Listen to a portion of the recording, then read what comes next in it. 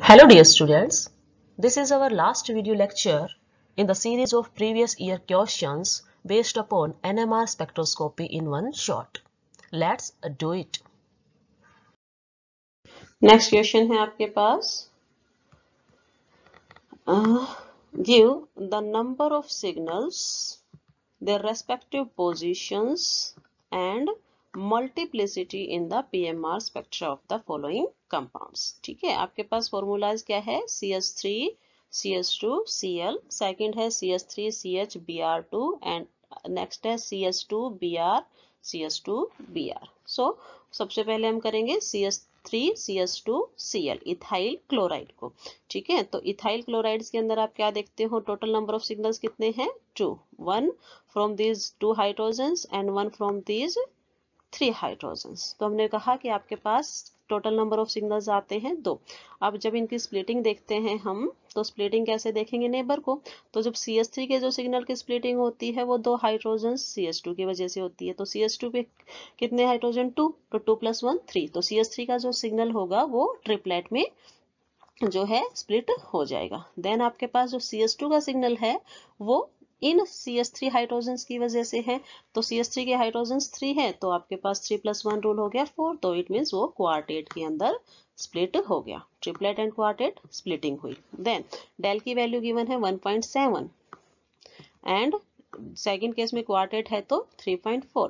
अब देखिए जो डेल की वैल्यू ज्यादा है वो क्या शो करता है कि वहां डिसिल्डिंग हो रखी है. ठीक है, तो जब हम यहाँ देखते हैं CH2, तो यहाँ पर क्या है? क्लोरीन इलेक्ट्रॉन विड्रॉइंग ग्रुप किसके साथ लगा है? CH2 के साथ. ठीक है, इन हाइड्रोजन्स के ज्यादा नजदीक है, इट मीन्स यहाँ इसका इफेक्ट ज्यादा है. दैट्स वाई ये क्या दिखाएंगे? डाउनफील्ड में सिग्नल 3.4. ओके, तो यही इसमें लिखा है कि सबसे पहले जब हम इनका NMR स्पेक्ट्रा ड्रॉ करना है तो सबसे पहले हम क्या करेंगे? हम सबसे पहले 0 पे वैल्यू शो करेंगे. 0 पे वैल्यू किसकी आती है? TMS, जिसको हम एज ए रेफरेंस कंपाउंड लेके चलते हैं. ठीक है, देन लोअर वैल्यू आपके पास किसकी है? ट्रिपलेट जो 3 हाइड्रोजन है CH3 की, उनको हम करेंगे और उसको हम उसकी जो पीक है उसको कितने फर्दर पीक्स में ब्रेक करेंगे? ट्रिपलेट 3 के अंदर. ओके, नाउ सिग्नल जो आया है आपके पास अब फील्ड में आया है due to shielding.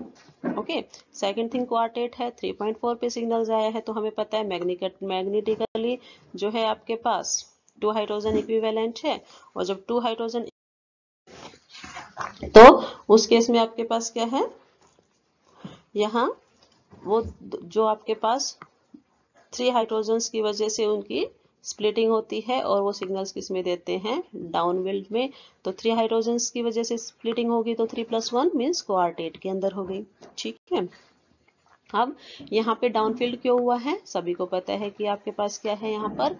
Electronegative atom chlorine. Okay, now यदि हम पीक एरिया देखें तो पीक एरिया क्या बताएगा? टाइप ऑफ हाइड्रोजन्स, कितने कितने टाइप के हाइड्रोजन्स थे, कितने थे? तो कितने हाइड्रोजन्स है? 3 और 2. तो पीक रेशियो जो आ गया इसका 3:2. Okay, next information, the 2 proton of methyl split the methyl signal into triplet. ठीक है, ये हमने बोल दिया कि जो 2 प्रोटॉन होते हैं वो किस में तोड़ देंगे? 3 में, मिथाइलिन प्रोटॉन्स के सिग्नल्स को. और जो 3 प्रोटॉन्स होते हैं CH3 ग्रुप के, ठीक है, जो 3 प्रोटॉन है CH3 ग्रुप सिग्नल्स को किसमें? क्वार्टेट के अंदर. ये थी आपके पास इंफॉर्मेशन CH3 CH2 Cl की. नेक्स्ट जो आपके पास सेकंड पार्ट जो गया है उसके अंदर है आपको 1,1 डाइब्रोमो इथेन. ठीक है, CH3 CH2 Br. इसको हमने पहले भी किया है. तो इसमें सीधा है कि आपके पास क्या है? 2 टाइप्स के हाइड्रोजन्स हैं. ये जो 2 हाइड्रोजन्स एक जैसे हैं ये क्या है आपके पास? 1 टाइप के हैं. और जो दूसरे हाइड्रोजन्स किसके पास हैं? CH3 के पास. ये इनका एनवायरनमेंट सेम, दैट्स वाई ये क्या देते हैं आपके पास? एक सिग्नल देते हैं. ठीक है, तो हमने बोल दिया टोटल 2 काइंड्स के आपके पास हाइड्रोजन्स यहाँ गिवन है. ओके, नाउ अब फील्ड में सिग्नल कौन दिखाएगा? जिसके पास इलेक्ट्रोनेगेटिव एटम नहीं है. ठीक है, तो अब फील्ड में सिग्नल दिखाएगा CH3.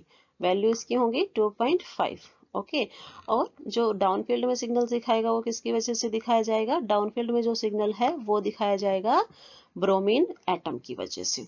ठीक है, तो यहाँ पे आपके पास 2 सिग्नल्स हो गए, 1 डाउन फील्ड में हो गया और एक आपके पास क्या हो गया, अप फील्ड में हो गया। और जब आपने इनकी स्प्लिटिंग देखी है तो स्प्लिटिंग किस में हो रखी है भाई, यहाँ पे जब हम CS2 के हाइड्रोजन्स के सिग्नल की स्प्लिटिंग देखते हैं तो वो क्वार्टेट में होगी, क्योंकि नेबर के पास 3 हाइड्रोजन्स हैं, ठीक है। और जब हम CS3 के हाइड्रोजन्स के सिग्नल की स्प्लिटिंग देखते हैं तो किस में होगी, ट्रिपलेट के अंदर होगी, ठीक है। और किसमें होती है आपके पास, ट्रिपलेट के अंदर, क्योंकि साइड के हाइड्रोजन के पास 2 हाइड्रोजन है, तो 2 + 1 3। ओके, तो ये था आपके पास। नाउ जब हम इसका पीक एरिया देखते हैं, ठीक है, तो पीक एरिया कितने टाइप्स के हाइड्रोजन है, 2 टाइप्स, कितने कितने, 3 और 1। तो पीक एरिया हो गया आपके पास 3:1 इन पीक एरिया का रेशियो। नेक्स्ट जो आपके पास है सी पार्ट, उसके अंदर पूछा है आपसे 1,2 डाइब्रोमो इथेन। फॉर्मूला क्या हुआ आपके पास, CS2Br CS2Br। नाउ जब आप इस मॉलिक्यूल्स के अंदर प्लेन लगाते हो तो आपको क्या मिलता है, मॉलिक्यूल सिमेट्रिकल मिलता है। तो इसका मतलब क्या है, यहाँ पे कितने टाइप्स के सिग्नल मिलेंगे, एक ही टाइप का, ए टाइप का सिग्नल मिलेगा। तो only 1 kind of signals is here, सिर्फ एक ही तरह का सिग्नल्स आपको यहाँ पे मिलता है। और यहाँ किसी तरह की कोई स्प्लिटिंग नहीं होती, क्योंकि सिग्नल जो है, एनवायरनमेंट जो है वो आपके पास सेम है, ठीक है। इक्विवेलेंट प्रोटॉन के केस में स्प्लिटिंग नहीं होती। नेक्स्ट जो क्वेश्चन है आपके पास वो भी NMR स्पेक्ट्रा से रिलेटेड है और इसके अंदर आपसे पूछा गया इथाइल एसीटेट और बेंजोल्डिहाइड, इन दोनों के स्पेक्ट्रास के बारे में आपको बताना है, ठीक है। तो जो आपके पास इथाइल एसीटेट होता है उसका फॉर्मूला क्या होता है आपके पास, CS3 C double bond O O C2 H5। Okay, now हमें नंबर ऑफ सिग्नल्स डिटेक्ट करेंगे यहाँ पे। तो एक सिग्नल जो है वो ये CS3 मॉलिक्यूल्स दे देगा, जो ये तीनों हाइड्रोजन्स हैं वो एक सिग्नल्स देंगे। सेकंड सिग्नल आपको रेड हाइड्रोजन्स जो हमने यहाँ पे शो किया है, जो आपके पास ऑक्सीजन के साथ है, सेकंड सिग्नल आपको यहाँ से इन हाइड्रोजन से मिलेगा। और third signal again methyl hydrogen से मिलेगा, ठीक है। तो आपके पास टोटल नंबर ऑफ सिग्नल्स कितने हो गए, 3 टोटल नंबर ऑफ सिग्नल्स हुए। नाउ हम इनकी क्या देखेंगे, स्प्लिटिंग देखेंगे। तो फर्स्ट इस पे लिखा है कि आपके पास हम क्या करेंगे, स्प्लिटिंग देखेंगे तो हम नेबर को देखेंगे। नेबर को देखने के लिए जब हम फर्स्ट इथाइल मॉलिक्यूल को देखते हैं तो उसके नेबर में क्या है, C double bond O। It means यहाँ जो है आपके पास स्प्लिटिंग नहीं होगी, इस केस में स्प्लिटिंग नहीं होगी। जब आप क्या देखते हो, CS2 मॉलिक्यूल को देखते हो तो राइट साइड ऑक्सीजन है बट लेफ्ट साइड क्या है, CS3 है। तो यहाँ यदि आप देखो तो आपके पास स्प्लिटिंग क्या होगी, क्वार्टेट के अंदर। ये आपने पढ़ा है N+1 रूल, ठीक है। तो यहाँ किस में हो जाएगी आपके पास, क्वार्टेट के अंदर, क्वार्टेट के अंदर होगी स्प्लिटिंग। देन आपके पास क्या है, CS3। तो CS3 के केस पे स्प्लिटिंग जो है वो CS2 की वजह से होगी। CS2 के पास 2 हाइड्रोजन है, तो इस मीन्स टोटल 3 ट्रिपलेट। तो क्वार्टेट एंड ट्रिपलेट के अंदर जो है स्प्लिटिंग हो जाएगी। ओके, नाउ ट्रिपलेट जो है वो है आपके पास जो 3 हाइड्रोजन्स हैं उनके मिथाइल हाइड्रोजन्स के, और किसकी वजह से हैं, CS2 के हाइड्रोजन्स की वजह से। सिंगलेट 1.97 के ऊपर वैल्यू गिवन है, जो कि CS3 इन हाइड्रोजन्स के सिग्नल्स की केमिकल शिफ्ट की वैल्यू है। और जो क्वार्टेट है उसकी वैल्यू है 4.06। यहाँ हमारे पास जो ये CS3 मॉलिक्यूल है और ये जो CS2 मॉलिक्यूल्स है, इनकी डेल वैल्यूज हमें चेक करनी है। इन दोनों की जब हम वैल्यू चेक करते हैं तो ये जो CS2 मॉलिक्यूल है ये डायरेक्टली ऑक्सीजन से बाइंडेड है, इसका मतलब इलेक्ट्रॉन विड्रॉइंग ग्रुप से। यदि इलेक्ट्रॉन विड्रॉइंग ग्रुप होगा तो वो क्या करेगा, डीसिल्डिंग शो करेगा। और यदि डीसिल्डिंग शो करेगा तो वैल्यू जो है वो आपके पास कहाँ जाएंगी, ज्यादा होंगी केमिकल शिफ्ट की। ओके, डाउनफील्ड में शो होगी। और जो ये आपके पास CS3 है ये किससे बाउंडेड है, कार्बन से। तो यहाँ पे जो वैल्यू होंगी वो आपके पास C double bond O group से तो है, तो ये आपके पास क्या होगा, अल्टीमेटली ऑक्सीजन से बाइंडेड तो है। तो यहाँ पे डिसयल्डिंग होती है लेकिन क्या होगी, CS2 के कंपैरिजन में कम होती है, तो यहाँ इसकी वैल्यू इससे कम आएगी। नाउ CS3 है तो CS3 के केस में सील्डिंग होती है, क्योंकि किसी तरह के कोई भी आपके पास इलेक्ट्रॉन विड्रॉइंग ग्रुप्स उसके पास प्रेजेंट नहीं है, वो उससे दूर है। ओके, तो ये था आपके पास इथाइल एसीटेट।